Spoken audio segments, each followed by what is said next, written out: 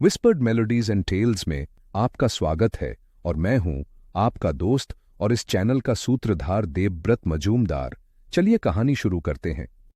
ये है बॉम्बे मेरी जान। अध्याय 15। एक ट्रंक कॉल। मैं कहूंगा कि यह मेरे जीवन के सबसे असाधारण अनुभवों में से एक था, प्रोफेसर ने मिस्टर भैरवनाथ मुखर्जी से कहा, जब वे मिसेस मुंशी के कॉटेज से टाई हॉल की ओर खेतों के रास्ते लौट रहे थे। बिल्कुल, यह बाहर नहीं आना चाहिए, उन्होंने आगे कहा। मैं इसे पूरी तरह समझता हूं, इसमें अनगिनत जटिलताएं हो सकती हैं, लेकिन अगर मैं कभी अपने संस्मरणों की किताब लिखूं तो तुम्हें गवाह के रूप में उद्धृत करूंगा। मुझे लगता है कि वह लड़का पिरूज चुप रहेगा। मिस्टर भैरवनाथ मुखर्जी ने अपने विचारों को किसी अस्पष्ट और मूर्खतापूर्ण गणना से खींचकर वापस लाया। हाँ, उन्होंने कहा, बूढ़े आदमी के अंतिम शब्दों को याद करने की सचेत कोशिश करते हुए। ओ भगवान, हाँ, वह तो बिल्कुल कब्र की तरह चुप रहेगा। सबसे पहले मुझे तो नहीं लगता कि वह मानता है कि यह सब हुआ भी था। और फिर उन्होंने जोड़ा, जैसे ही उनकी नजर पेड़ों के ऊपर उगते टॉवर की छोटी पर पड़ी, यहां के लोग रहस्य रखना जानते हैं। बूढ़े मिस्टर पिरूज को शायद कुछ पता चले, लेकिन और किसी को नहीं। कुछ क्षणों तक वे चुपचाप चलते रहे। अब पूरी तरह सुबह हो चुकी थी और हवा ताजी ठंडी थी और भारी ओस ने घास पर फैले असंख्य छोटे छोटे जाले एक नाजुक कढ़ाई की तरह उभारे हुए थे। एक वास्तविक मामला, प्रोफेसर ने दोहराया। क्या तुमने सुना कि उसने अपनी पोशाक और उस प्रतिमा के बारे में क्या कहा जो उसने बनाई थी? मिट्टी की मूर्ति बनाकर अपने दुश्मन को हानि पहुंचाने का विचार, यह सुनिश्चित करने के लिए कि वही बुराइयां उस इंसान पर भी आएं। यह दुनिया के सबसे पुराने विचारों में से एक है, एक प्रामाणिक पारंपरिक अभ्यास। और वह शाप जो उसने तुम पर डाला, भैरवनाथ मुखर्जी, शुद्ध पारंपरिक जादू, हर प्रतीक, सही रेखा और वह सरपिंट वगैरह हर एक अलग बुरी आत्मा का प्रतिनिधित्व करता है। मैं इसे नोट कर लूंगा, अगर मैं कर सका, जब मैं घर पहुंचूं। मिस्टर भैरवनाथ मुखर्जी ने कंधे उचकाए। तुम चाहो तो उसके जवाब में कोई उपयुक्त आशीर्वाद भी दे सकते हो, उन्होंने कहा। भगवान करे कि वह प्रभावी न हो। अगर हुआ तो मुझे, जैसा मुझे याद है, तोते जैसा समय बिताना पड़ेगा, और इस समय तो मुझे फरिश्तों की सख्त जरूरत है। प्रोफेसर ने उन्हें शरारती नजरों से देखा। वो असाधारण आरोप उस महिला चिनोय के खिलाफ, उन्होंने कहा। तुम उसे गंभीरता से नहीं ले रहे हो, है ना? उनके बगल में चल रहा पीला नौजवान कुछ नहीं बोला। उसका चेहरा हमेशा की तरह भावहीन था और वह थोड़ा थका हुआ भी लग रहा था। प्रोफेसर ने सिर हिलाया। मिसेस मुंशी जैसी औरत कुछ भी कह सकती है, उन्होंने कहा। फिर सोचते हुए बोले, तुम देख सकते हो कि यह कैसे हुआ। वे दोनों बिल्कुल अकेले और लगभग दरिद्र, और लड़का इतना समझदार नहीं कि बिना पूरी शांति के ढंग से जाल बिछा सके। फिर उसकी मां अपने उस टेढ़े मेढ़े दिमाग से सोचती है कि वह उसकी सबसे अच्छी मदद कैसे कर सकती है, और उसे याद आता है जो उसकी मां ने उसे लड़की होने पर सिखाया था। सारे पुराने विश्वास, बकरी की अद्भुत शक्ति, वह सब अर्धविस्मृत कहावतें उसके मन में लौट आती हैं और वह स्वाभाविक रूप से उनका अपने हित में प्रयोग करती है। उसे रखवालों से डरने की जरूरत नहीं थी, समझे? मैं शिकार नहीं करता, इसलिए मेरी जंगल की रखवाली कोई नहीं करता था। डर बाकी शिकारी थे। हर आदमी कियान मुंशी के खिलाफ था। यह पहला या आखिरी गांव नहीं है जहां कमजोर दिमाग वाले लोगों के प्रति कोई सहानुभूति नहीं होती। वह हल्का सा हंसा। यह एक सच्ची आदिम कहानी है जो शायद जादू टोने के शुरुआती कारणों में से एक को दर्शाती है, कमजोर का ताकतवर को भयभीत करना। बहुत दिलचस्प। उनका क्या होगा? मिस्टर भैरवनाथ मुखर्जी ने पूछा। मैं उसी के बारे में सोच रहा हूं। प्रोफेसर का चेहरा बहुत दयालु था। यहां का पुजारी बहुत भला आदमी है, उसका नाम परमानंद है। मेरी उससे अच्छी पटती है। वह एक विद्वान है, लेकिन ऐसा व्यक्ति जिसने आत्मा की शिक्षाओं को संसार की समझ से अंधा नहीं होने दिया। मैं उससे इन दोनों के बारे में बात करूंगा। शायद उनके लिए कुछ किया जा सके। उन्हें देखभाल की जरूरत है और देखभाल मिलनी चाहिए। हे भगवान, अगर मानसी की मां ने उस औरत को देख लिया होता तो वह डर के मारे बेहाल हो जाती। मुझे थोड़ा बहुत अंदाजा था कि क्या होने वाला है, फिर भी मुझे झटका लगा। झटका? मिस्टर भैरवनाथ मुखर्जी ने कहा। हमने खत्म किया उससे पहले ही मुझे चक्कर आने लगा था। बेचारा बूढ़ा लोग, ऐसा एक झटका और वह शराब छोड़ने की कसम खा लेगा। मैं सोच रहा हूं कि मिसेस मुंशी ने लेडी दमयंतीबेन शाह के शव को दोबारा व्यवस्थित करने की इतनी जहमत क्यों उठाई? फिर वही स्वाभाविक प्रवृत्ति, प्रोफेसर ने कहा। वह बूढ़ी औरत शायद सोचती ही नहीं है, वह तो बस प्रवृत्ति और अंधविश्वास के हिसाब से काम करती है। एक पुराना विश्वास है कि अगर आप मृत को आंखें खुली छोड़ दो तो वे हमेशा तुम्हें देखते रहते हैं। इस समय तक वे बाग के अंतिम सिरे पर बनी जालीदार फाटक तक पहुंच चुके थे। हम इस कहानी का ज्यादातर हिस्सा अपने पास ही रखेंगे, उन्होंने कहा। बिल्कुल, मिस्टर भैरवनाथ मुखर्जी ने सहमति जताई। मैं पारुल को लेकर टॉवर वापस चला जाऊंगा। जब वे अंदर गए तो लाइब्रेरी में आग जल रही थी और मेज पर एक हल्का फुल्का भोजन सजा हुआ था। मानसी और पारुल उत्साह से सराबोर थीं, लेकिन उनकी खोखली आंखें और पीली गालें दिखा रही थीं कि उनकी रात की पहरेदारी डर से खाली नहीं रही थी। मानसी ने अपने पिता को चूमा। हे भगवान, मुझे बहुत खुशी है कि आप वापस आ गए। जब बहुत देर हो गई तो पारुल और मैं डर गए थे कि कहीं भूत आपको लेकर न चला गया हो। कुछ मिला क्या? प्रोफेसर ने कहानी का एक बहुत ही संक्षिप्त सार प्रस्तुत किया। वो बस एक बूढ़ी औरत थी जो इधर उधर भटक रही थी, लोगों को डराने के लिए, ताकि उसका बेटा थोड़ा शिकार कर सके, उन्होंने कहा, और पारुल के द्वारा दी गई कॉफी को आभारपूर्वक स्वीकार किया। चिंता की कोई बात नहीं, पारुल ने तुरंत पूछा। मिसेज मुंशी? प्रोफेसर ने भौहें उठाईं। तुम्हें ऐसा क्यों लगता है? उन्होंने धीमे से पूछा। उसकी आवाज जैसी ही लग रही थी। मुझे तो यह सब थोड़ा फीका लग रहा है। अगर आपने वो सब देखा होता जो हमने यहाँ अकेले बैठकर कल्पना की थी, तो आपकी कहानी कुछ और ही होती। मिस्टर भैरवनाथ मुखर्जी उठ खड़े हुए। मुझे लगता है पारुल, उन्होंने कहा, तुम और मैं अब वापस टॉवर चलें। दोपहर के भोजन पर आना और अगली सुबह तक रुके रहना जरा ज्यादा हो जाता है। लुक चौंक जाएगा। उसके शिष्टाचार की किताब में लंबे समय तक टिके रहना निश्चित रूप से निम्न श्रेणी का व्यवहार माना जाता है। पारुल सहर्ष तैयार हो गई। मैं अभी चलती हूं, उसने कहा, और प्रोफेसर के विरोध के बावजूद वे विनम्रता से लौटने पर अड़े रहे। हॉल में प्रोफेसर ने भैरवनाथ मुखर्जी से हाथ मिलाया। इस सब को मुझ पर छोड़ दो, उन्होंने धीमे से कहा। मैं सब देख लूंगा। जब वे बाग से बाहर निकले तो पारुल ने भैरवनाथ मुखर्जी की ओर संदेह भरी निगाहों से देखा। अब बताओ, असल में हुआ क्या था? स्त्रियों में आवश्यकता से अधिक जिज्ञासा को हर परिस्थिति में नियंत्रित करना चाहिए, क्योंकि इसके प्रमाण सदैव सुसंस्कृत लोगों के लिए पीड़ादायक होते हैं, भैरवनाथ मुखर्जी ने उदासी से कहा। यह भी शिष्टाचार की किताब में है, पृष्ठ 4, चित्र सहित। तुम कैसे इस तरह का व्यवहार कर सकते हो, जब तुम दोनों अंदर ऐसे आए जैसे किसी नरक की आग से गुजरे हो? मिसेज मुंशी थी क्या? क्या उसने अपनी मर्जी से आंटी दमयंतीबेन पर हमला किया या किसी ने उसे उकसाया? मिस्टर भैरवनाथ मुखर्जी ने उसकी ओर विचारमग्न नजरों से देखा। यह सुखद नहीं था, उन्होंने कहा। यहां तक कि पिरूज का कुत्ता भी स्तब्ध था।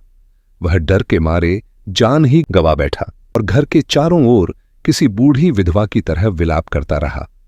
प्रोफेसर तो मजबूत और चुप ही रहे, लेकिन मिसेस मुंशी की पोशाकों की कोशिशों ने उनके चेहरे का रंग भी उड़ा दिया।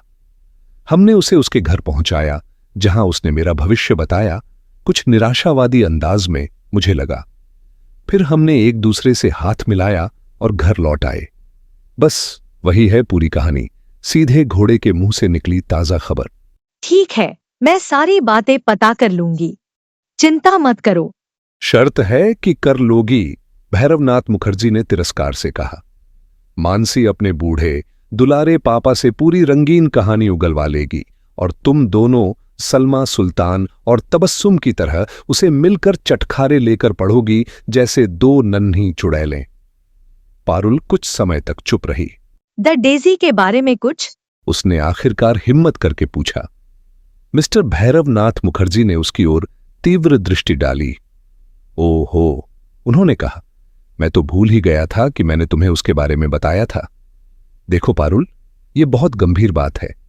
मेरी मौसी अशोकिता बाला की हड्डियों और उनकी संदूक की कसम खाकर वादा करो कि तुम इस डेजी के बारे में एक शब्द भी किसी जीवित प्राणी से नहीं कहोगी, खासकर मानसी और उसके पिता से नहीं, क्योंकि भले ही मिसेस मुंसी ने तुम्हारी आंटी को इतना डरा दिया कि उनकी मौत हो गई, पूरी योजना द डेजी की थी।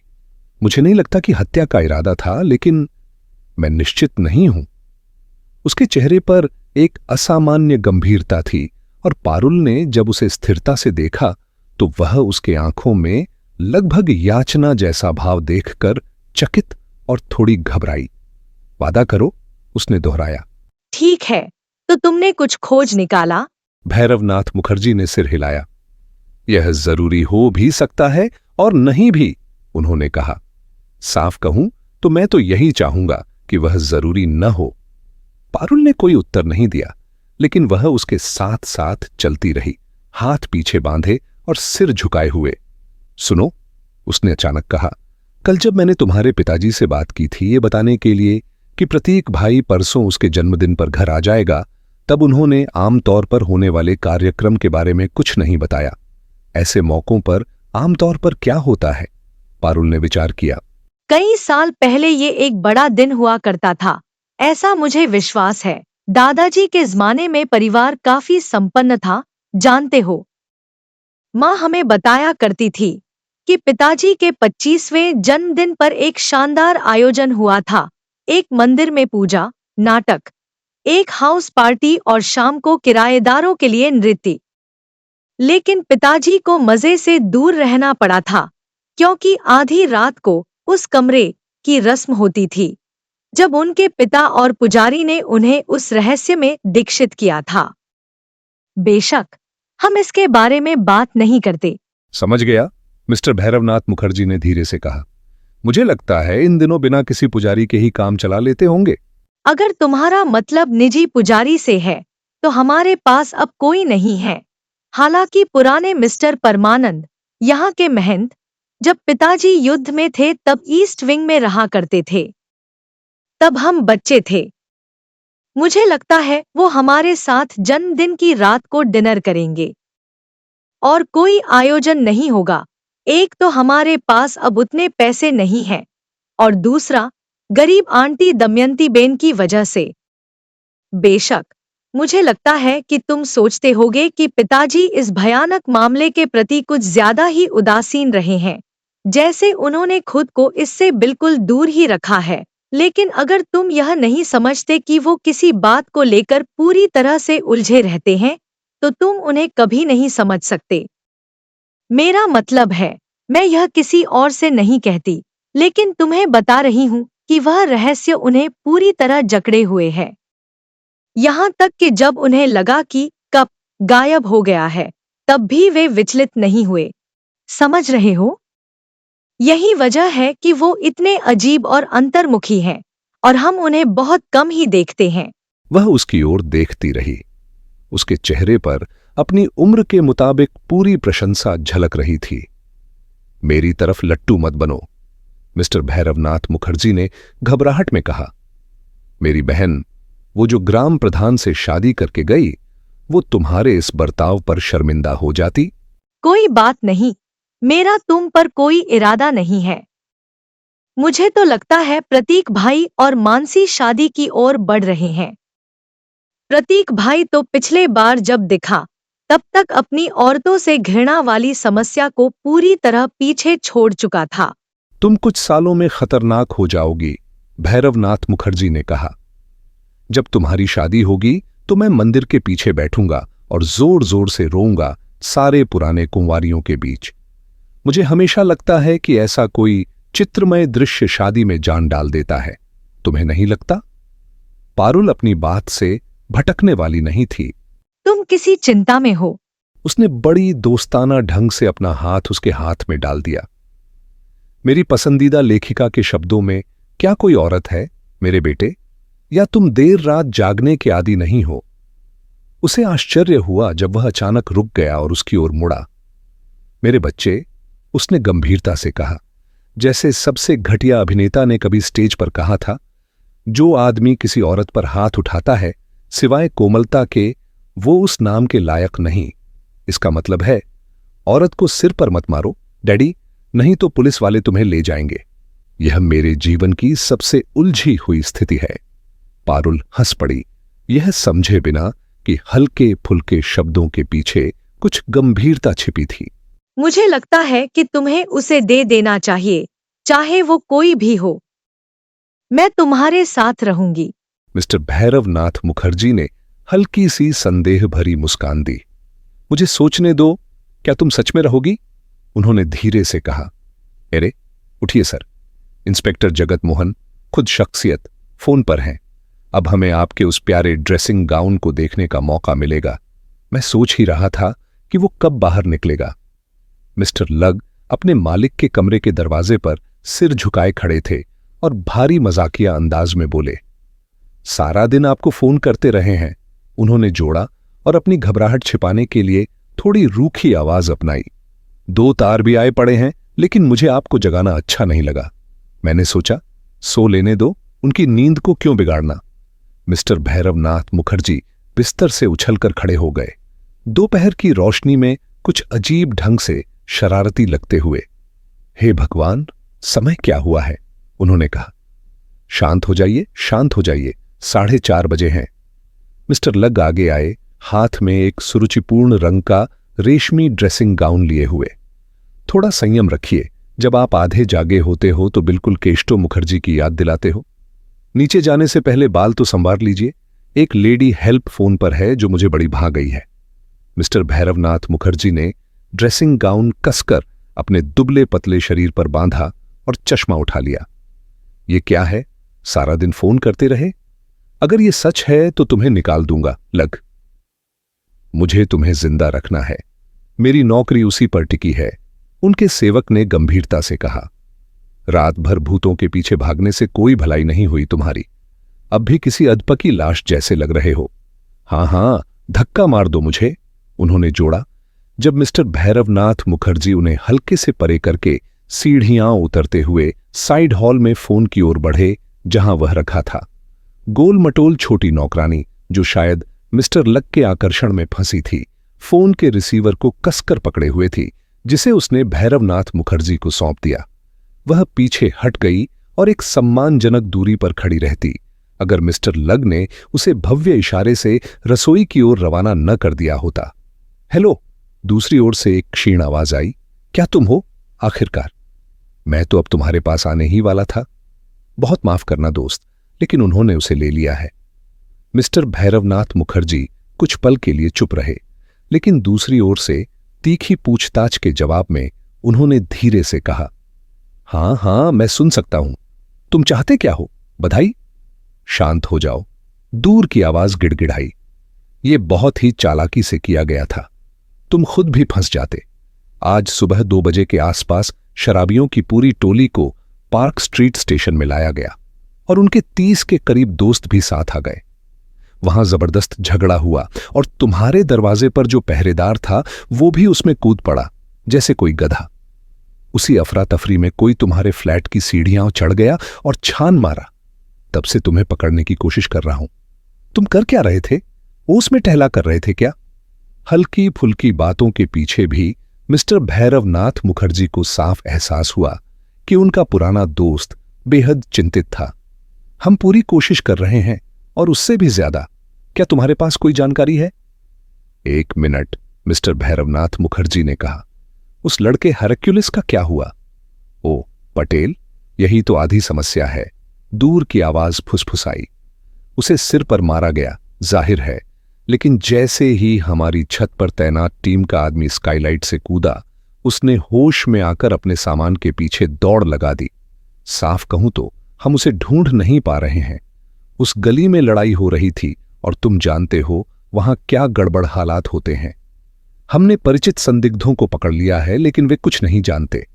हमने दंगाइयों में से दर्जन भर को भी हिरासत में लिया है। अधिकतर चालाक लोग हैं। तुम्हारे पास कुछ है क्या? मिस्टर भैरवनाथ मुखर्जी ने विचार किया। अब वह पूरी तरह जाग चुके थे। तुम्हारे पास पेन है? सुनो, 2 चालाक लड़के हैं, संजय मिश्रा और एक छोटा यहूदी जिसे डाइवर कहते हैं। ये शामिल हो सकते हैं या नहीं, पर मैंने इन्हें इसी तरह के कामों में देखा है। ओह, ये तुम्हारे पास हैं? तो फिर अच्छी तरह पूछताछ करो। फिर हामिद मुस्तफा शेख है, जाहिर है, और एक और है हरमीत बब्बर, वही जो बुर्रा बाजार वाला है। कैसा रहा? खतरनाक सी सूची है, दूर की आवाज में भाव थे। ठीक है, हम संभाल लेंगे, तुम वहीं रहोगे, ठीक? कुछ हुआ तो मैं तुम्हें फोन करूंगा। हम यहां ऊपर काफी परेशान हैं, जाहिर है। ये सब तेज तर्रार लोग हैं, सारी की सारी रेस गैंग की टोली है, मैंने देखा है। वो बात मेरे भी ध्यान में आई थी, मिस्टर भैरवनाथ मुखर्जी ने कहा। मेरे लिए अपना सिर मत तुड़वाना। ओह, और हां, जगत मोहन, दरवाजे पर खड़े उस कांस्टेबल को मेरी तरफ से एक चुंबन देना। उन्होंने रिसीवर रखा और थके हुए अंदाज में मुड़े, लेकिन सामने खड़े अपने सहायक को देखकर उनके चेहरे पर अचानक गुस्से की लहर दौड़ गई। अब तुमने कर ही दिया काम तमाम, उन्होंने कहा। अगर हम पूरा मामला बिगाड़ देते हैं तो उसकी सीधी वजह तुम्हारा वो बुढ़िया जैसा स्वभाव होगा। धत, जाकर मशरूम उगाने लग जा। मिस्टर लग जरा भी शर्मिंदा नहीं हुए। काफी शानदार लोगों में उलझा दिया है आपने हमें, है ना? उन्होंने कहा। मैंने तो ऐसे लोगों को भी देखा है जिन्हें जेल से रिहा हुए जमाना हो गया और वो भी शर्मिंदा हो जाए अगर उनका नाम उन लोगों के साथ जोड़ दिया जाए जिनका आपने फोन पर जिक्र किया। ये लोग उस्तरे और टूटी बोतलों से लड़ते हैं। मुझे इस सब में जो सबसे बुरा लगता है वो है इसकी क्लास। कोई मुझे घमंडी नहीं कह सकता, सच में नहीं, लेकिन एक सज्जन को तो कहीं तो सीमा खींचनी ही पड़ती है। लेकिन इस बार मिस्टर भैरवनाथ मुखर्जी उनके इस रवैये से जरा भी नरम नहीं हुए। नहाने का पानी भरो, गाड़ी निकालो, नक्शा ढूंढो और जाओ कहीं खो जाओ, उन्होंने कहा और ऊपर की ओर सीढ़ियां चढ़ते चले गए, मिस्टर लग को स्तब्ध और आमतौर पर जो उनका रूखा व्यवहार था उससे भी बाहर निकालते हुए। 1 घंटे से कुछ ज्यादा समय बाद पारुल अपने आप में उस विशाल फीकी पड़ चुकी ड्राइंग रूम में बैठी थी, जिसकी चौड़ी जालीदार खिड़कियां ड्राइव की ओर खुलती थीं। तभी उसे कुछ आश्चर्य हुआ जब उसने अपने पिता के कमरे का दरवाजा धीरे से बंद होते सुना और देखा कि mister Bhairavnath Mukherjee motor coat पहने, सिर पर टोपी नहीं, खुले मुख्य द्वार की सीढ़ियां तेजी से उतरते हुए अपनी प्रतीक्षारत गाड़ी में चढ़े और पूरी रफ्तार से ड्राइव से निकल गए। उसे लगा था कि वो कुछ ही देर में नीचे आकर उसके साथ चाय पिएंगे और वह अभी अपनी झूठी शान को किनारे रखकर लग को बुलाने और जानकारी लेने ही वाली थी कि तभी शूजान एक भारी लिफाफा एक तश्तरी पर रखे भीतर आया। मिस्टर भैरवनाथ मुखर्जी चाहते थे कि मैं आपको यह दूं, उसने कहा और चला गया। अपनी जिज्ञासा से काफी व्याकुल पारुल ने मोटा मैनिला लिफाफा फाड़ा और उसकी सामग्री चेस्टरफील्ड सोफे पर झाड़ दी। उसके आश्चर्य की सीमा नहीं रही जब उसने देखा कि उसमें एक मुड़ा हुआ कागज, एक और लिफाफा और सस्ते लाल रेशम से बना एक छोटा थैला था। कागज पर बड़ी और साफ लिखावट में कुछ लिखा था। प्रिय पारुल, मैं अपने नए सूट की शान दिखाने एक मित्रतापूर्ण भेंट पर गया हूं। मुझे इतना पसंद आ जाए कि वे मुझे जाने ही न दे, तो तब तक मेरी राह न देखना जब तक मैं खुद न लौट आऊं। लग को तुम्हारे पास एक तरह की स्मृति स्वरूप छोड़ रहा हूं। दिन में 3 बार खाना देना, मेरी जान, और जरा भी शराब नहीं। अगर तुम्हें कोई परेशानी न हो तो यह संलग्न चिट्ठी उसे दे देना जिसे मैंने अशिष्टतापूर्वक चिपका दिया है। निस्संदेह वह तुम्हें दिखा देगा, लेकिन मैं नहीं चाहता कि उसे यह चिट्ठी मेरे रवाना होने से पहले मिले, क्योंकि उसे कारों का पीछा करने की आदत है। वह चमकीला थैला, जिसे तुम देखोगी कि खोलने के लिए नहीं बनाया गया है, उसमें मेरी जानकारी के अनुसार मेरे एक बहुत पुराने मित्र, एक तरह के भविष्यवक्ता, की दाढ़ी का हिस्सा है। यह भी लग के लिए है। अपना वादा याद रखना, जो सिर्फ तब तक मान्य है जब तक मैं जिंदा हूं। जाहिर है, जो भी हो जाए, घबराना मत। अगर कुछ समझ न आए तो प्रोफेसर से पूछना, वो जानकारी का खजाना है और दुनिया का सबसे बेहतरीन इंसान भी। क्या इस मौसम के लिए कितनी सुखद जलवायु नहीं है? है ना? चेहरे तो केवल मुहरे हैं सिक्कों की। असली चीज तो दिल है। आपका सच्चा रनम तुम्हारे लिए सिर्फ रुद्रा। पारुल उस पत्र को अपनी गोद में उलट पलट कर देखती रही जब तक शुजान चाय की गाड़ी लेकर फिर से कमरे में नहीं आया। हालांकि वह जिज्ञासा से जल रही थी, लेकिन पूरे आधे घंटे बाद ही उसने लग को बुलवाया। कर्नल पटेल कभी चाय नहीं पीते थे और वो अब भी अकेली ही थी जब दरवाजा खुला और मिस्टर भैरवनाथ मुखर्जी के दूसरे रूप, चिंतित चेहरे और भारी शरीर वाले लग कमरे में आए। बड़े आदमी को ड्राइंग रूम से भय था और वे ऐसे चले जैसे फर्श कहीं से डोल रहा हो। हाँ मिस, उन्होंने संदेह से पूछा। पारुल ने चुपचाप उन्हें लिफाफा सौंप दिया। उन्होंने उसे लालच में पकड़ लिया और शुजान की बीते कुछ दिनों की ट्रेनिंग को पूरी तरह भूलते हुए उसे फाड़ डाला और पढ़ने लगे, कागज को अपनी छोटी चमकती आंखों के बेहद करीब लाते हुए। देखा, वे अचानक बोले, मैंने कहा नहीं था? अब गया सब मामला। जिद्दी है, बस यही है। उसने पारुल के चेहरे की झलक पाई और यह याद करते हुए कि वह कहाँ है, शर्मिंदा और हाथी जैसे भारी भरकम ढंग से पीछे हटने ही वाला था कि पारुल ने उसे रोक लिया। मुझे भी मिस्टर भैरवनाथ मुखर्जी की एक चिट्ठी मिली थी। उन्होंने कहा था कि मैं तुम्हें यह दूं। उसने उसे लाल रेशम की थैली पकड़ा दी और बेहिचक जोड़ा। उन्होंने कहा था तुम शायद मुझे अपनी चिट्ठी दिखाओगे। मिस्टर लग पहले थोड़े झिनके, लेकिन फिर उन्हें यह सोचकर राहत सी महसूस हुई कि उनके पास अब एक विश्वास पात्र है। लो जी, उन्होंने बेमन से कहा, अब तुम्हें समझ आएगा कि वह कितना बड़ा खतरा है। उन्होंने चिट्ठी उसकी गोद में फेंक दी। शायद तुम्हारे समझ से थोड़ी ऊपर की बात हो। पारुल ने वह पत्र खोला और पढ़ने लगी। अकथनीय मूर्ख और मंदबुद्धि। आशा करता हूँ यह तुम्हें वैसे ही हालत में पाए जैसा कि यह मुझे छोड़ रही है, एकदम घबराया हुआ। खैर, चिंता मत कर समझदार बाबू। मुझे मोरन तरकीब अपनानी पड़ी है। अगर मैं कल सुबह तक वापस न आऊं तो किसी को कह देना कि वह भविष्यवक्ता की दाढ़ी मिसेज सारा को इलाम बाजार पहुंचा दे।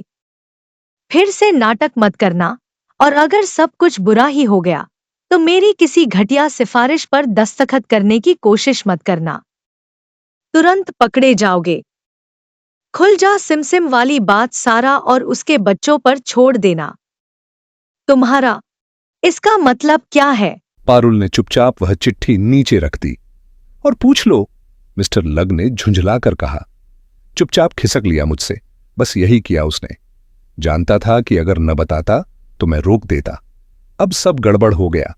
लगता है अब मैं सिचुएशंस वेकेंट, नौकरी के विज्ञापन पढ़ने लगूंगा, इससे पहले कि समझ पाऊं क्या चल रहा है। उसने तो मुझे एक सिफारिश तक नहीं छोड़ी। भगवान कसम, हम तो पूरी मुसीबत में हैं।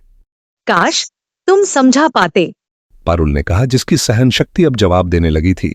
आखिर ये मोरन तरकीब है क्या? ओ वो, मिस्टर लग ने कहा। तब भी बेवकूफी थी, अब तो सीधे सीधे आत्महत्या है। हम एक बंधे के पीछे पड़े थे, नाम था मोरन। कत्ल जैसे कुछ और धंधों में भी शामिल था। अपने आसपास रंग बिरंगे गुंडों की टोली रखता था। जब उससे कोई सुराग नहीं मिला तो मिस्टर भैरवनाथ मुखर्जी ने क्या किया? सीधे उसके घर जा पहुंचे, ऐसे जैसे टहलने निकले हों। उन्हें मजबूर कर दिया कि वह उन्हें किडनैप करें ताकि वह भीतर जाकर जान सके कि क्या चल रहा है। तुझे ये जबरदस्त जिज्ञासा ही मार डालेगी, मैंने कहा जब उन्हें बाहर निकाला। बहुत काम आएगा वो सबूत जब तुम अपनी कब्र में से हार्प बजा रहे होगे। पारुल एकदम खड़ी हो गई। तो फिर क्या उसे पता है कि वह कौन है? बिल्कुल, मिस्टर लग ने कहा। शायद तो जन्म से ही पता होगा, कम से कम यही कहेगा वह। पर सच्चाई ये है कि हमें नहीं पता, और अब वह गुस्से में निकल गया है और मुझे बाहर छोड़ दिया। अगर इस बार वह जिंदा लौट आए तो मैं उसे पागल घोषित करवा दूंगा। लड़की ने उसे पागलों की तरह देखा। लेकिन अगर कब सुरक्षित है प्रतीक भाई के पास, तो वह यह सब क्यों कर रहा है? वह लगभग चीख पड़ी। लग ने एक सतर्क नजर उसकी ओर डाली। यकीन मानो मिस, बहुत सारी बातें हैं जो हम दोनों से छिपाई गई हैं। अब तो हम बस उसके आदेश मान सकते हैं और उम्मीद कर सकते हैं कि सब ठीक हो। लेकिन सुनो, आज रात मैं अपना लकी बीन निकाल ही लेता हूं। कसम से निकालूंगा जरूर। पारुल ने फिर चिट्ठी की ओर देखा। मिसेज सारा कौन है? जिप्सियों की एक मठाधीश, मिस्टर लग ने निराश स्वर में कहा। या तो वह ऊंच लोगों के बीच होता है या फिर एकदम नीचों में, और मुझे दोनों से ही सख्त नफरत है। क्षमा कीजिएगा मिस। पारुल ने तेजी से ऊपर देखा। हम कल सुबह 7 चलेंगे वह निशानी देने। इलाम बाजार यहां से लगभग 5 मील दूर है, खेतों के पार। मिसेस चीनोय की रेसिंग स्टेबल्स भी उसी के दूसरे छोर पर हैं। हम गाड़ी से चलेंगे। लग ने एक भौं उठाई। मिसेस चिनोय, वही औरत जो तुम्हारी मौसी की मौत के अगले दिन यहां चारों ओर ताका झांकी कर रही थी? आवाज बड़ी तेज और चाल में फुर्ती। बिल्कुल वही, पारुल ने कहा, हल्की मुस्कान के साथ। मिस्टर लग ने सीटी बजाई। मुझे औरतों से नफरत है, उन्होंने एकदम अप्रासंगिक लगने वाले अंदाज में कहा, खासकर जब वे किसी काम में हों। नमस्ते प्यारे दोस्तों, स्वागत है विस्पर्ड मेलोडीज एंड टेल्स में, जहां संगीत और कहानियां एक नई जिंदगी पाती हैं। अगर आपको दिल को छू लेने वाले गीत और मनमोहक कहानियां पसंद हैं तो आप बिल्कुल सही जगह पर हैं। तो जल्दी से सब्सक्राइब बटन दबाएं और बेल आइकन को टैप करें ताकि हर नया गाना और कहानी आप तक सबसे पहले पहुंचे। अगर आपको ये पसंद आया हो तो लाइक बटन दबाना ना भूलें। आपका एक लाइक हमारे लिए बहुत मायने रखता है और हमें और बेहतरीन कंटेंट बनाने के लिए प्रेरित करता है। आपके प्यार और सपोर्ट के लिए धन्यवाद। इसी तरह हमारे साथ बने रहें, सपने देखें, सुरों में खो जाएं और कहानियों की दुनिया में डूब जाएं। मिलते हैं अगले वीडियो में।